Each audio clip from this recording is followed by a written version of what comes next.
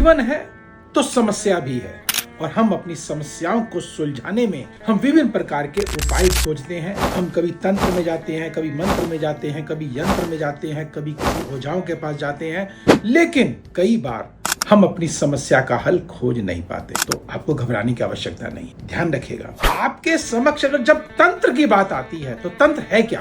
तंत्र हमें हर समस्या से निजात दिला देता है, पहली बात तो। लेकिन तंत्र की विधि तरीका सही होना चाहिए, और तंत्र का संबंध देवियों से, 64 योगिनियों से है।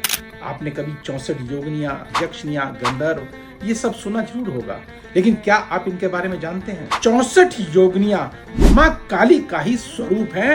उनकी 8 मातृकाएं हैं, और 8 मातृकाओं से 8 ही योगिनियां पैदा हुई हैं। तो इसी प्रकार से 64 योगिनियां, और 64 ही हमारी काम कलाएं हैं, और 64 ही प्रकार के हमारे कार्य हैं, व्यवसाय। देखिए कितनी बड़ा आश्चर्य है ये। 64 योगिनियां, 64 काम कलाएं और 64 ही तरह के व्यवसाय। निश्चित तक कोई ना कोई विशिष्ट संबंध तो जरूर है इनके बीच में, और इनके भैरव भी अलग अलग हैं, इनकी दिशा भी अलग है, इनका मंत्र भी अलग है। और जब हम एक विशिष्ट दिशा में बैठ करके विशिष्ट देवी की पूजा करते हैं, योगिनी की पूजा करते हैं, और विशिष्ट मंत्र से करते हैं, तो निश्चित सफलता हमारे कदम अवश्य चूमेगी। ऐसा हो ही नहीं सकता कि हम असफल हो जाएं। और हर एक कार्य के अलग योगिनी, विशिष्ट योगिनी है। तो अर्थात कहने का मेरा मतलब यही है कि अगर कोई आयुर्वेद का चिकित्सक का कार्य कर रहा है तो उनके लिए योगिनी अलग है, कोई शिल्पकार है उनके लिए योगिनी अलग है, और कोई अगर कंस्ट्रक्शन का काम कर रहा है उसके लिए योगिनी अलग है,